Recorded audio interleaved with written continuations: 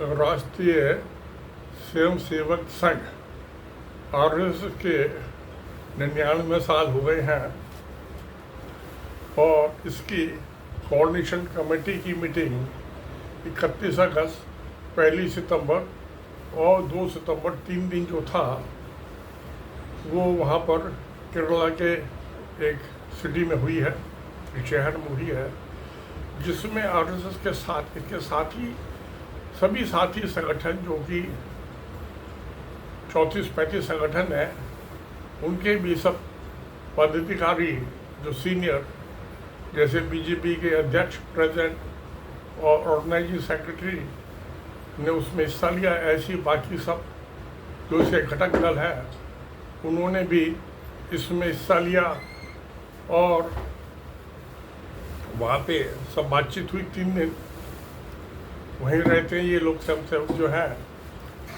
मोहन भागवत जो है इसके संचालक हैं, उनके डिप्टी वो सब भी वहाँ पे मौजूद थे।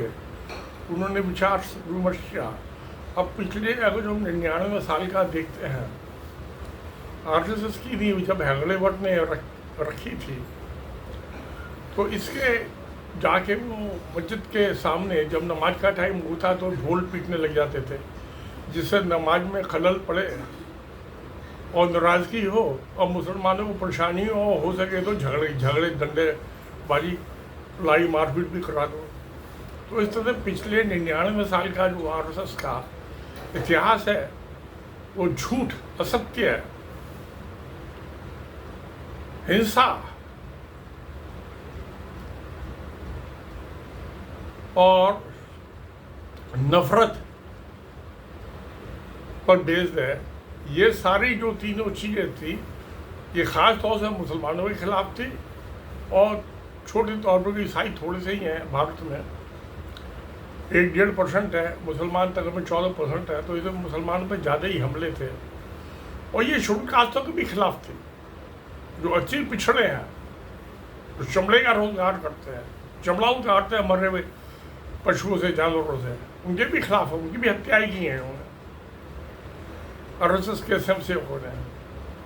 गौ हत्या के नाम पे गौ रक्षक जो है वो मुसलमानों की हत्या कर रहे हैं, शेड्यूल कास्ट की जो चमड़ा उतारते हैं मुद्दों का उनको भी हत्याएं कर रहे हैं। तो इसकी जो नींव है वो 3 इसके एंटर पॉइंट है, 3 पाँव है। एक है नफरत, तो दूसरा झूठ बोलो, सत्य बोलो, डबल टॉक करो, और तीसरा है हिंसा। तो इसने पिछले 99 साल इसी बात में लगा दिए। कांग्रेस जो पार्टी है वो इससे भी ज़्यादा पुरानी पार्टी है, वो तो इससे 50-60 साल पुरानी पार्टी है, मगर उसने सबको नफरत के निगाह से किसी को नहीं, उसने सबको जोड़ने की बात की है। RSS ने धर्म के नाम पे, मजहब के नाम पे बांटने की बात की है। उसका नतीजा ये है कि कांग्रेस पार्टी ने तो बहुत साल राज किया, या उसके एसोसिएट्स जो थे उन्होंने राज किया, स्टेट्स में भी, सेंटर में भी, वह RSS नहीं कर पाया है। क्योंकि जिस चीज़ की नींव है, फाउंडेशन ही है असत्य, हिंसा, नफरत पे बेस्ड है, हेट पे बेस्ड है, वो ज़्यादा चलने वाली नहीं है।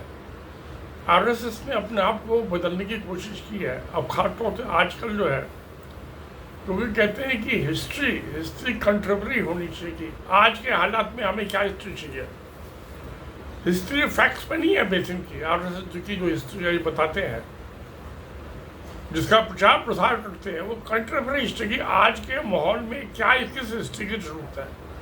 NCERT की किताबें जो बहुत अच्छी किताबें थी उसमें भी बदलाव करने की कोशिश करें अपने हिसाब से। तो खैर ये सब चीज़ें चलती हैं। अब इन्होंने कहा कि भाई ये तो खुद आप कहते थे कि हमें मुसलमानों को वोटों की जरूरत नहीं है, हमें तो खाली हिंदुओं के वोट चाहिए। अच्छी बात है, आपको अच्छा, आपकी जिसके चाह वोट मांगे, जिसके चाह ना मांगे,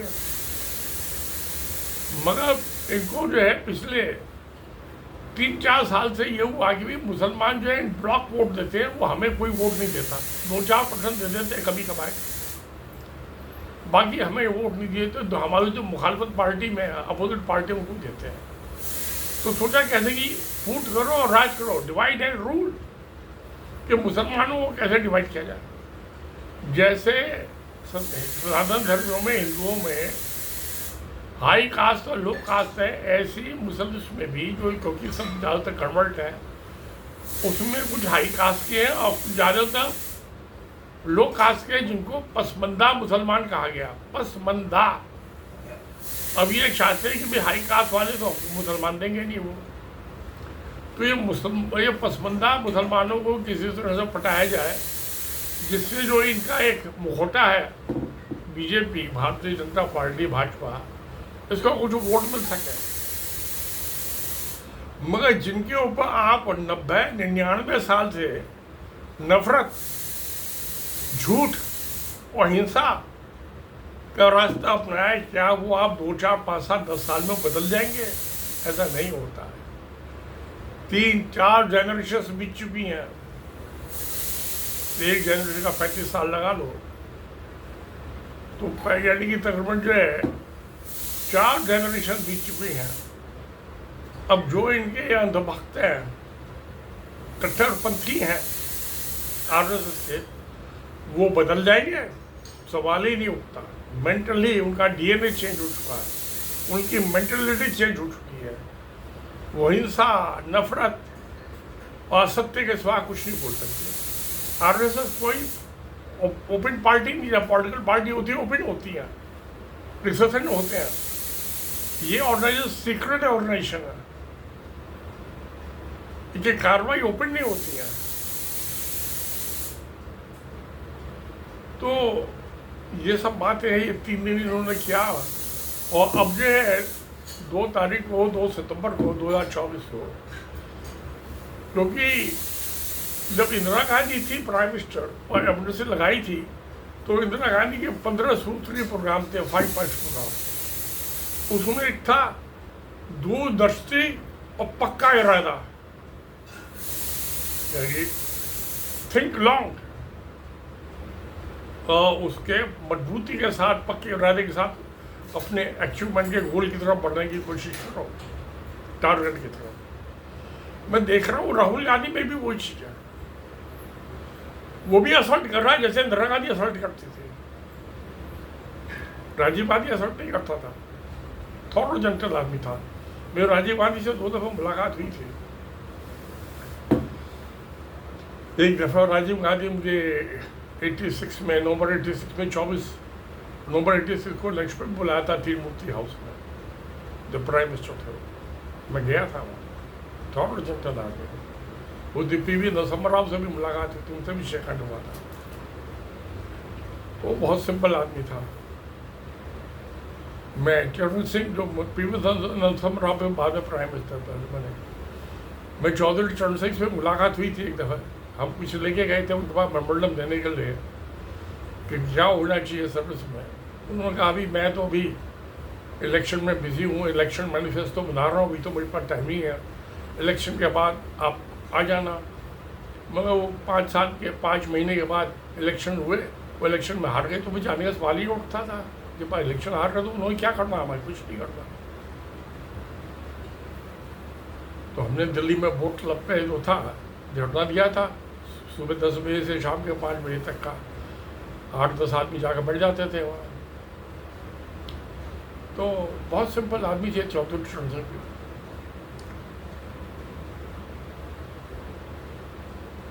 मगर वो पब्लिक से मिलते जाते। नरेंद्र मोदी से प्रॉब्लम पब्लिक से नहीं मिलता। कोई अपार्टमेंट मांगे देगा तो अपने एमपी से नहीं मिलता, अपने मिनिस्टरों से नहीं मिलता। क्योंकि मैंने देखा इंदिरा गांधी और राजीव गांधी सुबह 8 और 9 के बीच में उनके घर चले जाओ, जो ऑफिशियल ड्राइवर था वो सुबह 8 बजे आते थे, आधा घंटा, पौन घंटा, जितने भी आदमी 30, 35, 40 आदमी सबसे मिलते थे। जिसने मुँह जवानी सुनाई बात बताओ सुन ली, जिसने लिख के दिया वो कागज ले लिया। बहुत सिंपल थे। तो मोदी का जो पब्लिक से डिस्कनेक्टेड टोटली।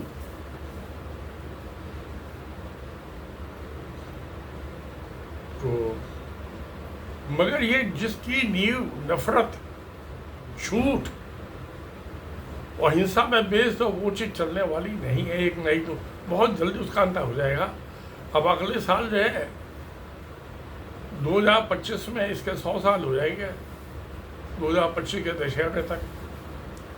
तो मैं समझता हूँ कि ये जो नरेंद्र मोदी 2047 का जो ख्वाब दिखा रहा है जनता को, उससे पहले ही आरएसएस की मौत हो जाएगी, और आरएसएस की मौत हो जाएगी तो बीजेपी की भी हो जाएगी, क्योंकि बिना आरएसएस के सपोर्ट के बीजेपी 2 एमपी की पार्टी है। जब इंदिरा गांधी की हत्या हुई थी 84 में, तो आरएसएस ने बीजेपी को सपोर्ट नहीं किया था, कांग्रेस पार्टी को सपोर्ट किया था। नतीजन कांग्रेस पार्टी को 403 सीटें मिली थी, जो कभी जवाहरलाल नेहरू को भी पार्लियामेंट में 403 सीटें नहीं मिली, जो राजीव गांधी की कांग्रेस को मिली थी। मोदी तो 303 पे उछलने लगा। तो अब जो है, जो उसका पक्का इरादा जो है, राहुल गांधी बार बार ये बात कर रहा है पिछले तकरीबन 2 साल से, कि जातिगत जनसंख्या होगी और जो 50% की सरकारी नौकरियों में एजुकेशन में जो लिमिट रखी गई है, उसको भी हम ख़त्म करेंगे, उसे भी हम बढ़ाएंगे। कुछ स्टेटों ने बढ़ाई है, तमिलनाडु है, आंध्र प्रदेश है, तेलंगाना है, कर्नाटका है, इनमें सब में बढ़ी है। अब उन्होंने भी प्रस्ताव पास किया है, कानून बनाया है, आज कोर्ट ने तो उसको रद्द कर दिया है बिहार के, और अब सुप्रीम कोर्ट में अपील की है, देखते हैं क्या होता है, क्योंकि सुप्रीम कोर्ट ने स्टे नहीं किया है बिहार हाई कोर्ट का ऑर्डर, वो लागू है आज भी, उस पर एक्शन स्टे नहीं किया है, उस पर हियरिंग के लिए एडमिट की है पिटीशन बिहार गवर्नमेंट की। देखते हैं सेंट्रल गवर्नमेंट का क्या रवैया होता है। अब जो कल उनके कंक्लूडिंग प्रोग्राम के बाद 3 दिन के आरएसएस ने भी कहा कि भाई जातिगण जनगणना होनी चाहिए, 1931 में हुई थी ब्रिटिश पीरियड में, उसके बाद नहीं हुई है। मगर ऐसा नहीं है कि बिल्कुल गवर्नमेंट के पास वो डेटा नहीं है। हाँ, अलबत्ता हाई कास्ट वालों का नहीं है। हिंदुस्तान में तो करीब 3,500 जातियाँ हैं जो मंडल कमीशन ने डिसाइड किया था, जो 1931 की जो सेंसस हुआ था, जनगणना हुई थी, उसके मुताबिक 3,500 जातियाँ हैं। हो सकता है आज भी तकरीबन उतनी ही हो, कम ज़्यादा हो सकती है, 100, 200, 400। तो ये 3,500 और 4,000 के बीच में आज भी होगी। तो अब आरएसएस ने मान ली बात। अब मोदी के लिए बड़ा आसान हो गया। अब तक तो अपोज कर रहे थे, जनगणना ही कराने को तैयार नहीं थे। अब इसको जब आरएसएस ने, इसका जो प्रोडक्ट ऑर्गेनाइजेशन है, होल्डिंग कंपनी है, बोर्ड ऑफ डायरेक्टर्स है होल्डिंग कंपनी के, वो बैठे आरएसएस में। बीजेपी को कमांड वो करते हैं। बीजेपी अपनी डिसीजन मेकिंग अथॉरिटी नहीं है। आरएसएस के मिला तो 2 एमपी की पार्टी है, अभी 240 है। आरएसएस से अलग हो गए तो इनके 2 नहीं तो 4 एमपी आ जाएंगे, बिलो 10 होंगे, सिंगल डिजिट में इनके एमपी होंगे। तो आरएसएस का कुछ पता नहीं कब पासा पर लग जाए, फिर कांग्रेस को सपोर्ट करते, और पता चले जैसे पहले 403 आए थे एमपी, अब दोबारा फिर 403 तो 400 आ जाए, 450 आ जाए। मेजोरिटी के लिए तो 272 ही चाहिए ना।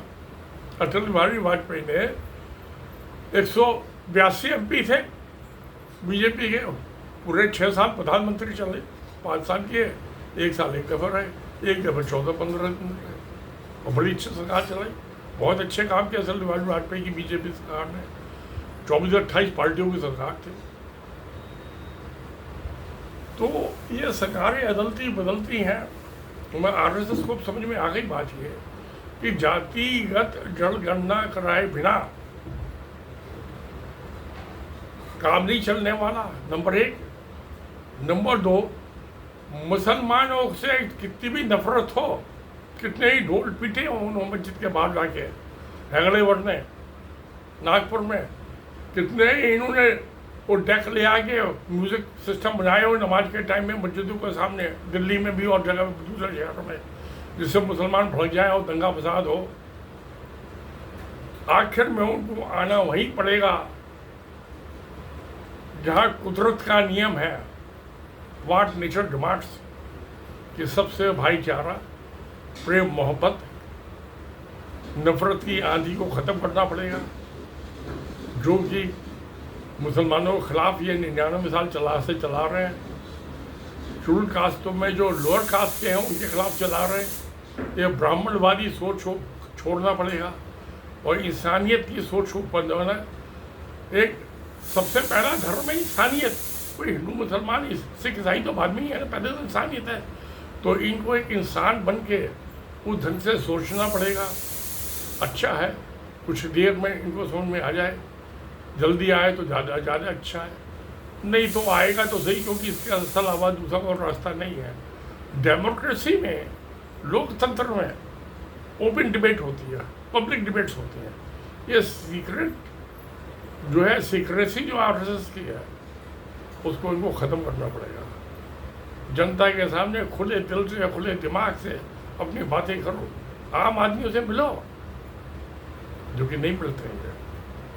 जो मठाधीश बने बैठे हैं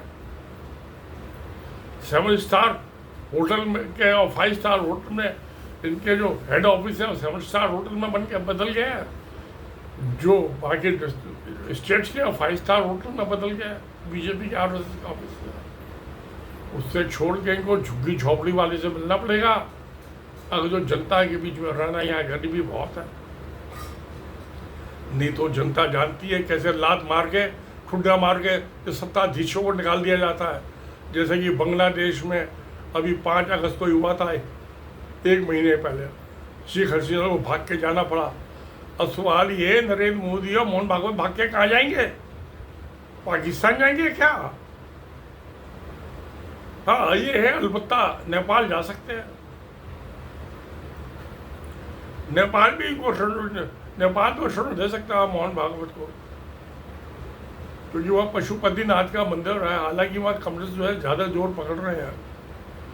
जो नेपाली कांग्रेस होती थी, जो नेपाल का किंग था, राजा था, वो हिंदू था, उसको तो भगा दिया उन्होंने कम्युनिस्टों ने। डेमोक्रेसी आ गई वहाँ। तो वहाँ भाग के जा सकते हैं। जब ये महाराजा दलीप सिंह जो सिख राजा पंजाब के जो थे, रणजीत सिंह के बेटे थे, सबसे छोटे बेटे, उनकी माँ जिंदन कौर, जब अंग्रेजों ने उनको उठा के गिरफ्तार करके पहले पंजाब में रखा, तो उन्होंने कहा भी बगावत ना करने से किससे मिलते हैं। तो इसको एक मुद्दापुर के पास है, वहाँ एक किले में उसको बंद कर दिया, जिंदन कौर को, महारानी को। मगर वहाँ जो थे वो अपनी साड़ी वाली घर की, और सिखों ने उसको वहाँ से उस किले की कैद से निकाल के और गंगा पार करा के नेपाल पहुँचा दिया। अब आखिर में वो नेपाली रही हो। और जब दिलीप सिंह आए एक दफ़ा इंडिया, तो अपने साथ अपनी माँ को भी लंदन ले गए, क्योंकि क्वीन विक्टोरिया दिलीप सिंह को अपने बेटा जैसा समझती थी, बहुत प्यार करती थी। तो जिंदन कौर भी लंदन चली गई और उनका मौत भी वहीं काल हुआ जीवन का। तो ये तो सब हिस्ट्री है, इसको नहीं भूला जा सकता। ये आरएसएस वाले आज के अपने हितों के मुताबिक हिस्ट्री कैसे मैन्युफैक्चर कर लेते हैं। हिस्ट्री ऐसे मैन्युफैक्चर नहीं होती हैं, ये टेम्पररी होती हैं। हिस्ट्री वही है जो कि असलियत है। असलियत ये भी इनको नहीं भूलनी चाहिए कि हिंदुस्तान में जो लॉन्गेस्ट किंगडम रही है कोई, वो अहोम किंग्स रहे। अहोम किंगडम, जो कि चाइना के यूनान प्रोविंस से आए थे और आसाम पे, और जो आज का नॉर्थ ईस्ट स्टेट है, पहले तो आसामी होती थी, एक उसी के हिस्से होते थे ये, जो 7 सिस्टर्स कहलाते हैं। तो 600 साल अहोम का 1826 तक राज रहा। अहोम किंगडम का जितना लंबा राज रहा है हिंदुस्तान में किसी का नहीं रहा। उसके बाद दूसरा जो लंबा राज रहा है वह मुगल का, वो भी तकरीबन 270-280 साल रहा है। तो इसलिए हिस्ट्री तो ये है, ना कि जो आरएसएस बताती हिस्ट्री वो है। अब ये सच्चाई से मुंह छुड़ाने की कोशिश कर लो, कोई बात नहीं है, कोई फर्क नहीं पड़ता है।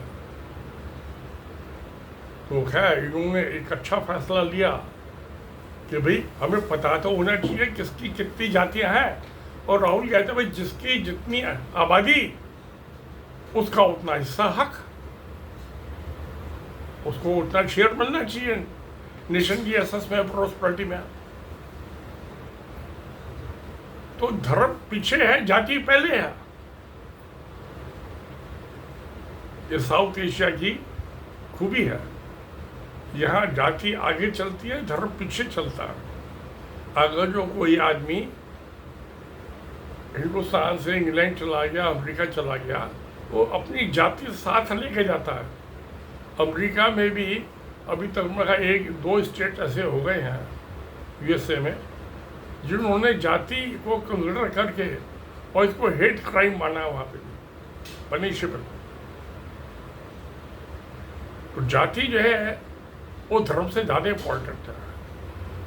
बिना जाति के तो जो आरएसएस का हिंदुत्व है उसकी तो डेथ हो जाएगी, हत्या हो जाएगी, अपने आप की हो जाएगी। बिना जाति के हिंदुत्व जो है नहीं चल सकता। और जो जाति की सुपरमेसी है, धर्म बाद में है, पहले उसकी जाति है। क्यों? कि उसको जो प्रोटेक्शन मिलता है वो अपनी जाति वालों से मिलता है।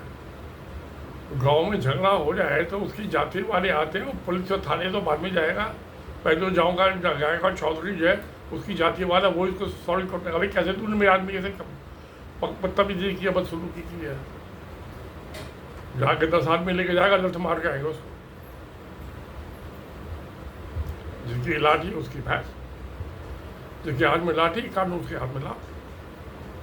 कानून जो है विलेजेस में पीछे जो है बैकवर्ड इलाकों में लाठी ही कानून है। आरएसएस वाले सबके पास यार ये भी लठ घुमाते रहते हैं। अकल के पीछे लठ लेके चपल सवाल है, अकल के पीछे नहीं लठ, लठ होना चाहिए अकल के आगे। आज AK-47 G56 का जमाना है, ये अभी लठिया लिए घूम रहे हैं। तो ये कहना चाहिए आरएसएस अर्धसैनिक ऑर्गेनाइजेशन है, जो आरएसएस खुद कहता है। आप इसको देख लीजिए नेट पे, विकिपीडिया पे देख लिया, आरएसएस तो खुद कहता हम अर्धसैनिक, हम सैनिक आर्मी है, सेमी सोल्जर है, फुल्ली ट्रेन सोल्जर नहीं है, सेमी। तो जैसे कि ये BSF बॉर्डर सिक्योरिटी फोर्स है, सेंट्रल रिजर्व पुलिस है, ये भी तो सेमी आर्मी ग्रुप है। ये आरएसएस ऐसा ही अपने आप को क्लेम करता है। मैं कल देख रहा था इसके आरएसएस ऑर्गेनाइजेशन का विकिपीडिया पे। तो अब ये तो सब जिंदगी में, समाज में, नेशन में सब चलता रहता है, ये कोई बड़ी बात नहीं है, ये होता है। अभी बांग्लादेश में हुआ है, अभी अपने गवर्नर अपॉइंट करते हैं आरएसएस के आदमी वो नरेंद्र मोदी, अमित शाह। एक दिन ऐसा हो सकता है कि वहाँ के जो स्टेट है वहाँ की जनता जब घुस जाए गवर्नर के घर में, वो घसीट के ले गया, बाहर किया सड़क पे, हो सकता है। सेंटर तो बाद में आएगा, पहले तो जनता को घुसने में क्या देर लगती है, क्या 10-20 आदमी को मार रही है ना पुलिस वाली, गोली मार दे। बांग्लादेश में भी 1000 आदमियों की तकरीबन हत्या हुई है, वह घुस गए प्रधानमंत्री के घर में और फिर छोड़ दिया, भागना पड़ा। तो स्टेट में गवर्नर जो है, आप वहाँ की लोकल स्टेट गवर्नमेंट से बिना कंसल्टेशन तो उसको कैसे अपॉइंट करते हो? वो तो विदेशी है। अगर जो आप महाराष्ट्र में किसी राजस्थान के आदमी को कि वो आप आरएसएस का आदमी है, आपका सहयोगी है, तो आपने उसको गवर्नर बना दिया, तो विदेशी हुआ ना महाराष्ट्र में, उसको तो मराठी आती नहीं। फिर आपने किसी आदमी को तेलंगाना के जो है या बिहार के किसी आदमी को तमिलनाडु का गवर्नर बना दिया, तो खुद तमिल आती नहीं है। या बंगाल में आपने किसी को गवर्नर बना दिया राजस्थान के आदमी को, तो ये सब चीज़ें गलत है। इसका अल्टीमेटली अंत होना है। बुरे का अंत बुराई, बुराई होता है। जैसे कि दशहरा पे, अभी दशहरा आने वाला है, शायद अक्टूबर में होगा, हर साल होता है, तो उसको एक बुराई का प्रतीक माना गया, उसको जलाया गया और साथ जलाते हैं। तो अभी ये आरएसएस भी, इसका भी रावण जो है अपने हथ की तरफ चाह रहा है। दशहरे को, विजयदशमी के दिन जो है वो अपना मनाते हैं फाउंडेशन डे, परेडें निकलती हैं, बयानबाजी होती है सरसंचालक की। तो अब ये है वो दशहरों पर जो आने वालों पे इनका भी रावण जलाया जाएगा। जैसे रावण जो है बुराइयों का प्रतीक माना गया, सिंबलिज्म है, ऐसे आरएसएस भी जो है बुराइयों का सिंबलिज्म है। क्यों कि इसकी बेस जो है झूठ, असत्य, झूठ बोलो, डबल टॉक करो, हिंसा, घृणा, हेट, इस पर बेस्ड है। इसलिए ये भी तीनों बुराई हैं जैसे रावण की बुराई थी, तो इनका भी दहन होना ही होना है। और क्योंकि इसकी नींव दशहरे में रखी गई, तो इस दशहरे के दिन ही इनका होगा। अब वो दशहरा कब होगा, 2025 का होगा या 35 का होगा, बस अंत तो होगा 100%। ये एजुकेशन जो है बहुत बढ़ जाएगी। एजुकेशन जो है, शिक्षा एक बहुत बड़ा हथियार है जो आदमी और गधे में डिफ्रेंशिएट करता है।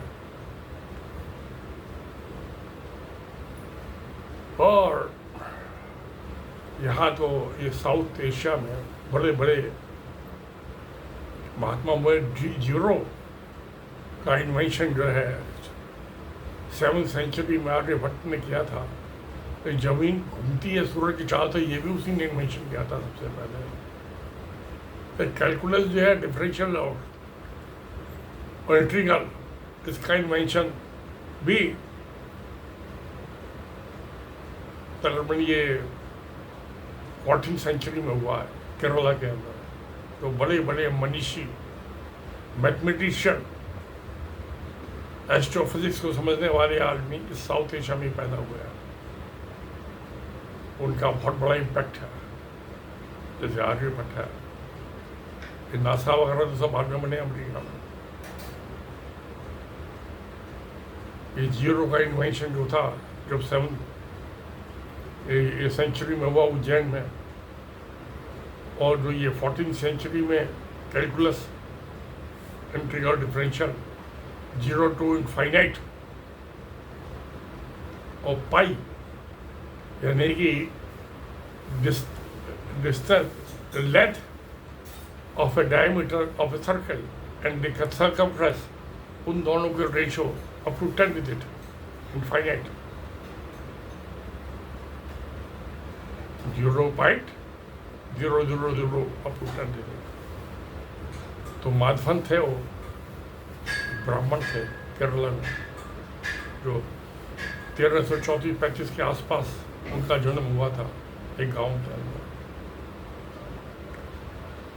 तो ये तो बड़े बुद्धिशाली लोगों की जो भूमि है, उज्जैन और ये केरला, तमिलनाडु,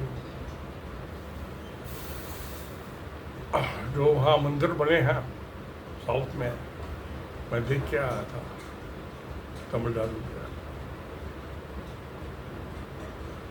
बहुत ही साइंटिफिक कि कैसे साउंड नीचे हम जमीन में खोदते हैं तो 250 फुट ऊपर, 300 फुट ऊपर जो गोपुरम बने हैं, वहाँ से आवाज़ कैसे वाइब्रेट होती है, बाहर निकलती है खिड़कियों से। अपने आप में एक अजूबा, जिसको भी बहुत से लोग नहीं समझ पाए हैं। साइंस की तो कोई लिमिट ही नहीं होती ना। जो मैंने अपनी प्रस्तावना में अपनी पोती के स्कूल में गया था, जब वो 5वीं क्लास में थी और लड़के मुझे सुपरनोवा एक्सप्लेन कर रहे थे, तो मैंने अपनी किताब में लिखा था प्रस्तावना में, नोटबंदी बना वीरवे के ब्याह की, कि साइंस की कोई लिमिट नहीं है। इंसान हमेशा से चांद तारे देखता रहा है और उनका रहस्य जानने की कोशिश करता रहा है। वो आज भी सच्चाई है। अब मैं 80 साल का होने लगा, तो जो मैं जब मेरी पोती जो थी 5वीं क्लास में पढ़ती थी या 12वीं क्लास में है, मैं जो बच्चों से सुना मैंने उन्हें और जो सीखा, मैं आज भी वही स्टूडेंट हूँ। जब तक मेरी आखिर सांस होगी नई नई चीज़ें सीखता रहूँगा। सुपरनोवा हमने नहीं पढ़ा था। मैं जब अपनी पोती की और पोते की 9वीं और 10वीं क्लास की किताबें देखता हूँ NCERT की, हमारी तो ब्लैक एंड वाइट ही होती थी, इतने बढ़िया ढंग से उनमें एक्सप्लेन किया गया है बच्चों को, कलर बुक्स हैं। हमने तो रटना रोट सीखा, इनको एक्सप्लेन किया गया कि कोई थ्योरम है तो कैसे वो बनी, कोई इक्वेशन है तो कैसे बनी। मैं देख रहा हूँ NCERT की किताबों में, मेरी पोती और पोती की 9वीं 10वीं की किताबों में मैंने पढ़ा, देखा, टॉपिक्स तो वही है सब सेम जो हमने पढ़े थे 9वीं 10वीं क्लास में, मगर उनका एक्सप्लेन जिस ढंग से किया गया है वो बड़ा साइंटिफिक है, मार्वलस। तो बच्चे की जिज्ञासा हमारी भी रही होगी, इनको शांत करने के लिए बहुत अच्छे सिस्टम से डिटेल में एक्सप्लेन किया गया है, रोशनी डाली गई, शाइन किया गया एक एक्शन। ये होती है शिक्षा। मेरी निगाह में शिक्षा है critical thinking, analytical mind develop करना इंसान, इसके सिवा कुछ नहीं। ठीक है, अब देखते हैं समाज कहाँ जाता है। RSS कब ये होगा, कब होगा? अब तो जो है 2-4 साल में, 5-7 साल में, 10 साल में ख़त्म हो जाएगा। क्या होगा भविष्य कोई नहीं जानता। पास्ट में क्या हुआ उसका भी किसी को पता नहीं होता, भूल जाते हैं, उनको समझने की भी जरूरत नहीं है, वो हिस्ट्री है। मगर हिस्ट्री रिपीट करती है अपने आप को फ्यूचर में, तो वो होगा, सब होगा। सत्यमेव जयते। नमस्कार।